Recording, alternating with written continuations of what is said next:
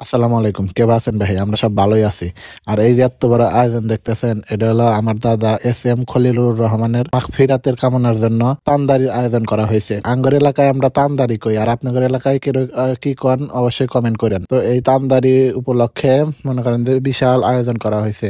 2250 লোকের আয়োজন করা হয়েছে। তো তারই রান্দাবাড়ি চলতেছে, গ্রামের সবাই মিলে হাতাহাতি কাজ করতেছে। বিশাল বড় একটা আয়োজন।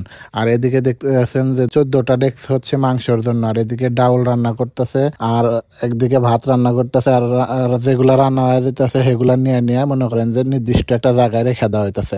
আর এদিকে দেখেন পিটুলি, এর হলকে সিরাজগঞ্জের বিখ্যাত পিটুলি। আর এই ধরনের পিটুলি সচরাচর মনে করেন যে তানদারিতে দেওয়া হয়। এই ধরনের তানদারি এখন আর দেখা যায় না। আগে ছোটবেলায় অনেক তানদারি খাইছি, কিন্তু এখন আর এই সমস্ত আমাদের অঞ্চল থেকে তানদারি উঠে গেছে।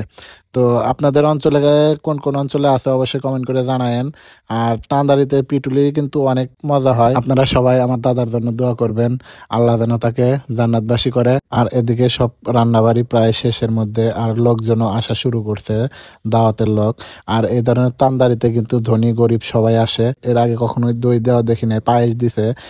এইবার আমার প্রথম দেখা যে তান্দারিতে দই দেয়। তো যাই হোক, এদিকে লোকজনও দেখেন আসা শুরু করছে। দুপুর হয়ে গেছে, খাওয়ার সময় প্রায় হয়ে আসছে। আজান দিছে, এদিকে আজান দিছে। আজান দেওয়ার পর নামাজ শেষ করে এই যে সবাইকে এখন খাইতে দেওয়া হবে। তো সবাইকে বলা হয়েছে যে লাইন ভাবে বসে পড়েন। তো সবাই একে একে সুন্দরভাবে লাইন হয়ে বসে পড়তেছে। মোনাজাত হবে, দোয়া করা হবে, তারপরে হচ্ছে খেবার দেওয়া হবে। তো আমি বসে পড়লাম, বসে সেরে একটু অপেক্ষা করতেছি। তারপরে হুজুর আসলো, আসার পরে মনে করেন যে আর এদিকে প্লেট দেওয়া শুরু হয়ে গেছে। তো এই যে প্লেট দিল, তারপরে হাত ধুয়ে নিলাম, তারপরে মনে করেন যে ভাত দিয়ে দিল, তারপরে হচ্ছে দোয়া। আর এদিকে সবাই খাওয়ার জন্য অধীর আগ্রহে চা আছে। চা থাকবো না কনসিন, বেলা 2টা বেজে গেছে, সবারই তো খিদে লাগছে। আর এদিকে সবাই মনে করেন যে একসাথে দোয়া করার জন্য মোনাজাত ধরলাম।